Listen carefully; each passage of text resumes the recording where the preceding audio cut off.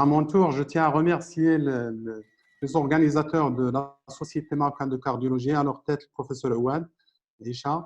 Et je tiens à remercier notre grand maître, professeur Arbi, pour sa modération et tous les autres modérateurs. Donc, l'hypertension artérielle du sujet jeune donc, est une entité particulière. Donc, il représente à peu près 5% à partir de l'âge de 20 ans et puis il augmente avec l'âge jusqu'à 10% à l'âge de 40 ans. Donc, qu'est-ce que c'est que l'âge jeune? Donc, l'âge jeune, dans les différentes séries, il y a certaines qui prennent 45 ans comme la limite supérieure, d'autres 40 ans, d'autres 30, 35 ans. Donc, on voit que l'âge de 35 ans nous semble le plus logique. Donc, à partir de moins de 35 ans, c'est une hypertension artérielle du sujet jeune, donc qui doit être bien sûr diagnostiquée et puis recherchée d'une façon étiologique. Sa prévalence est de l'ordre de 10% environ, donc dans les différentes séries, il varie de 0,3 à 21%, mais en général, donc un patient jeune sur 8 adultes présente une hypertension artérielle. Donc, si on prend depuis la naissance, donc jusqu'à l'âge de 13 ans, les thresholds de l'hypertension artérielle sont supérieurs à 85 15e percentile par rapport à l'âge, au sexe et la taille et le poids.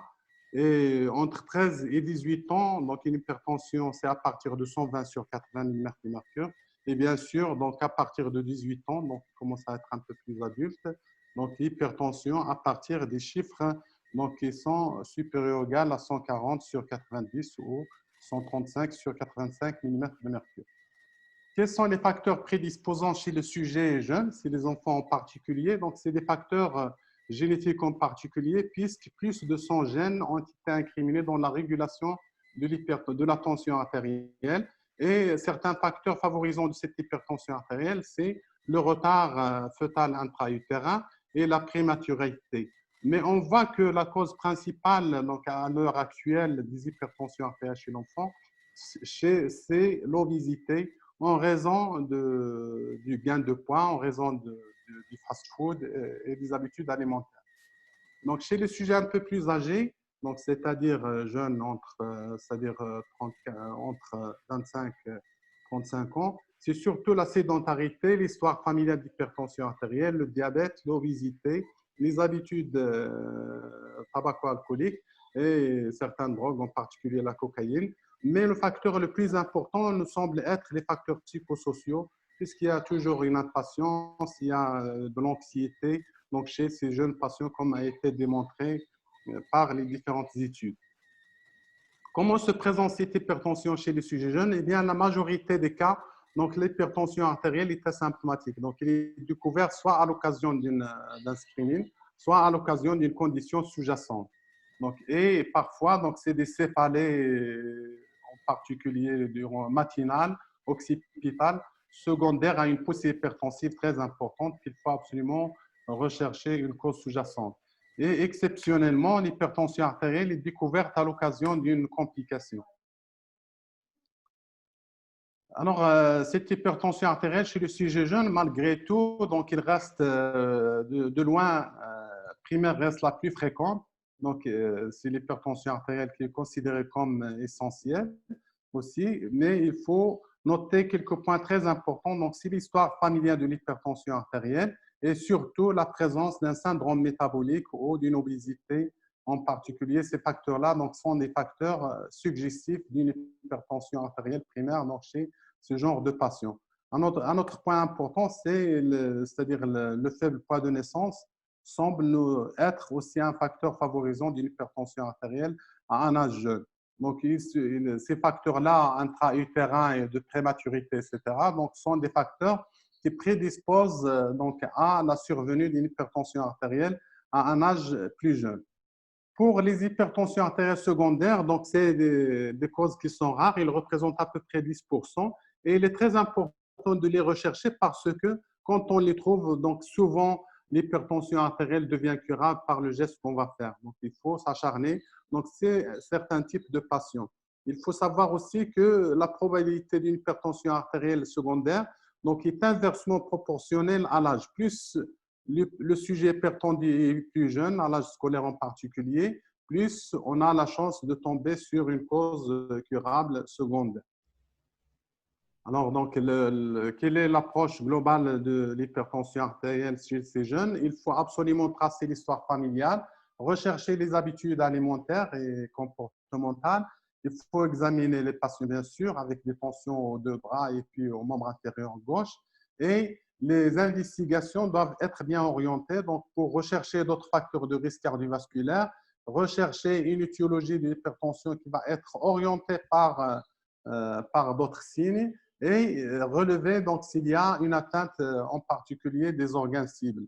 Et il est hors des questions de faire un examen, un bilan ou bien des explorations complémentaires exhaustives à la recherche d'une étiologie si on n'a pas des éléments minimum pour essayer de trouver une étiologie. Donc, l'évaluation initiale passe par le diagnostic, bien sûr, qui doit être fait par des mesures répétées de la pression artérielle, mais en cas de doute, on fait appel au Holter tensionnel, surtout en cas de suspicion de blouse blanche, de l'hypertension masquée, etc., de l'hypertension artérielle nocturne.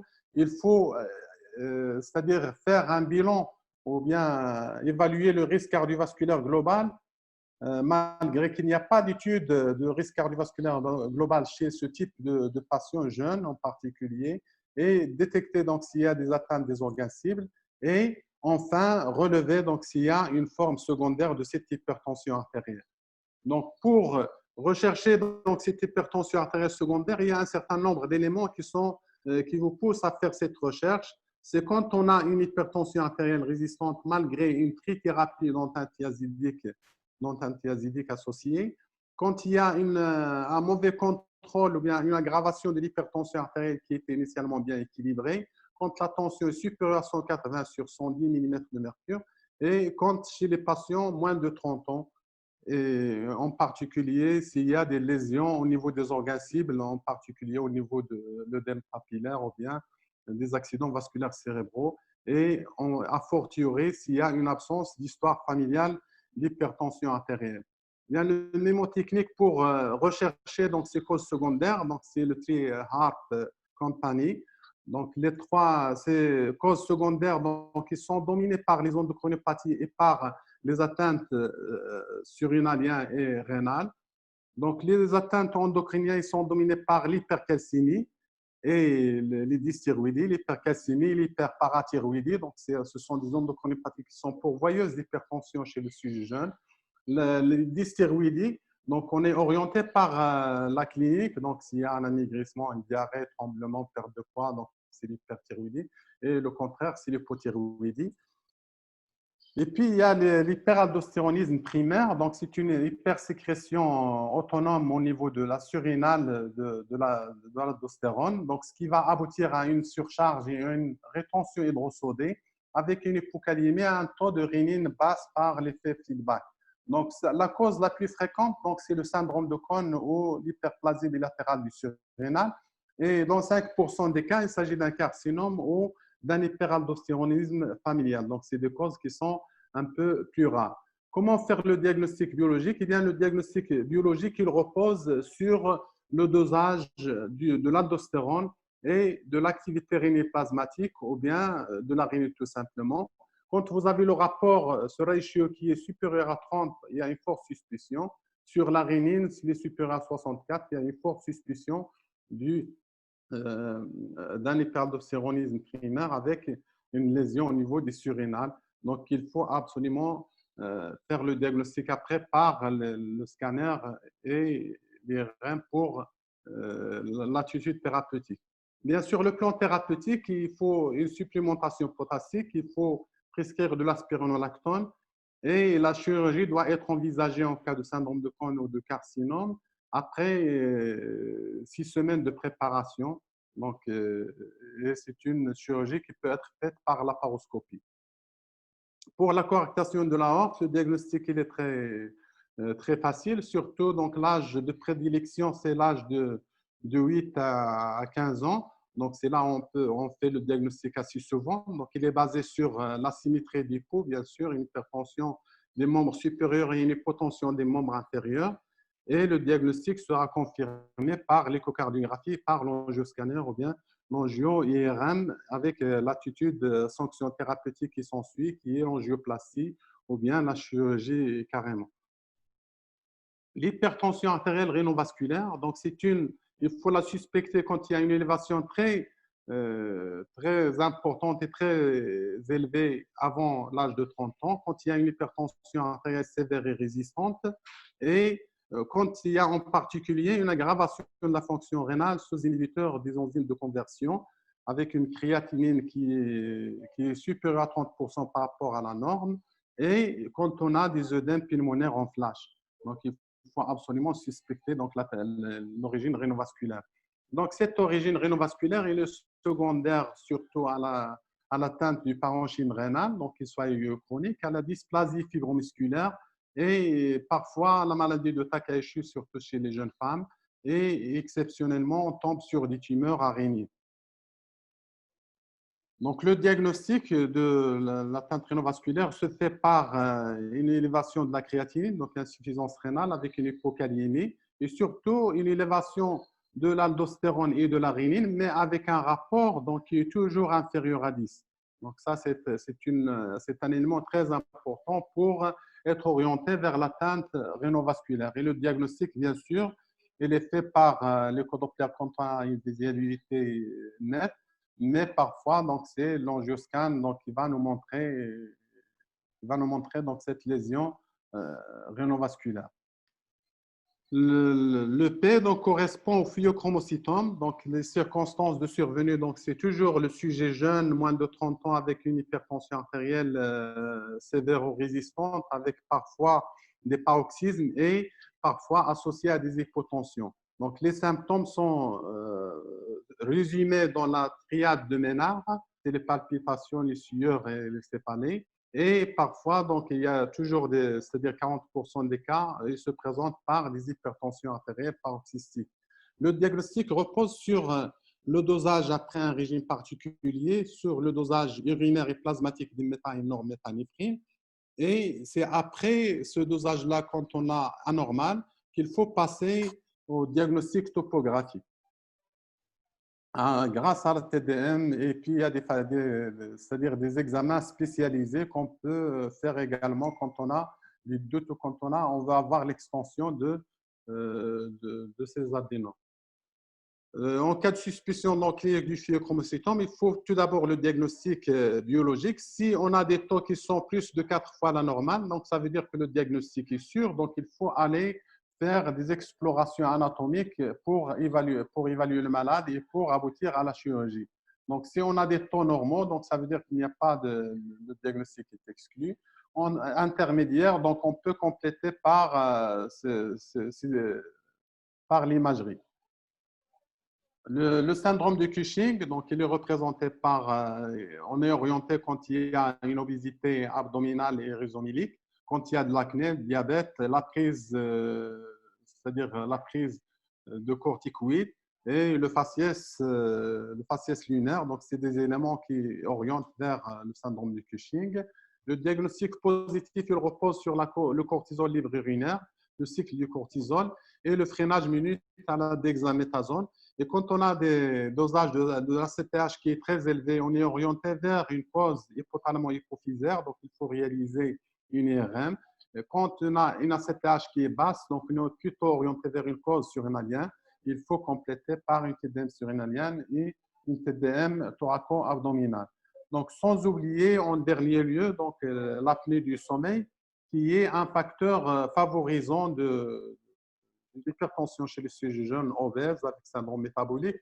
Et ce diagnostic-là, il doit être fait chez les sujets obèses en faisant une mesure ambulatoire de la pression artérielle. Et puis, il faut aboutir à une polysomnographie pour le diagnostic précis, pour éventuellement un appareillage pour traiter donc, cette hypertension artérielle. Donc, si on voit un résumé des causes secondaires de cette hypertension artérielle, on voit que jusqu'à l'âge de 12 ans, c'est l'atteinte parenchymateuse rénale et la coarctation qui sont prédominants. En particulier, représentent 70 à 85%. Entre 12 et 18 ans, donc c'est toujours l'atteinte rénale et la coarctation de l'aorte. Et chez les sujets jeunes, moins jeunes, si on peut le dire, c'est les dysthyroïdies, c'est la dysplasie fibromusculaire et c'est l'atteinte rénale également. Donc, sur le plan thérapeutique, donc, il faut insister que ces gens-là, on ne doit pas se jeter directement sur la thérapeutique. Donc, il faut absolument donner une chance pour le traitement non pharmacologique, donc, qui est basé sur le changement du mode de vie. Donc, il faut absolument diminuer le poids. Il faut éviter les fast-foods et bien sûr les graisses saturées, il faut les diminuer et diminuer le sel également de table. Il faut un programme d'exercice physique régulier, au moins 30 à 45 minutes par jour, 5 jours par semaine. Et il faut arrêter le tabac et bien sûr traiter s'il y a d'autres facteurs de risque cardiovasculaire associés. Donc voilà, donc c'est en général donc la charte, donc il faut absolument respecter. Donc si on veut essayer de réduire donc cette pression artérielle par les moyens non pharmacologiques. Donc, le traitement pharmacologique, il fait appel à des situations particulières quand on a une hypertension artérielle sévère. Donc, quand il y a, c'est-à-dire une défaillance de la prise en charge de cette hypertension par les mesures régionodiététiques et quand il y a des atteintes des organes cibles, donc il faut absolument donner un traitement. Et bien sûr, quand il y a des causes secondaires, il faut aller chercher cette cause secondaire et faire un traitement approprié. Donc, sur le plan médicamenteux, donc, vous voyez que donc, il n'y a pas de grande différence, mais chez le sujet jeune, donc, il faut absolument donner la préférence aux bêta-bloquants et aux inhibiteurs du système rénine-angiotensin-aldostérone. Donc, contrairement au sujet âgé où on a plutôt affaire aux inhibiteurs classiques et aux diurétiques. Donc, je pense que là, c'est les bêta-bloquants en raison de la stimulation du sympathique qui est très élevée donc, chez ce genre de patients. Donc, en conclusion, donc, il faut absolument essayer d'identifier les patients hypertendus à cet âge jeune. Donc, il faut prendre en compte l'histoire de la maladie de ces patients-là, les habitudes alimentaires et l'histoire familiale. Il faut un examen complet donc, pour rechercher les causes secondaires, en particulier la coarctation. Et l'exploration extensive n'est pas de mise donc, chez ces jeunes patients, sauf si on est bien orienté, donc il n'est pas toujours recommandé.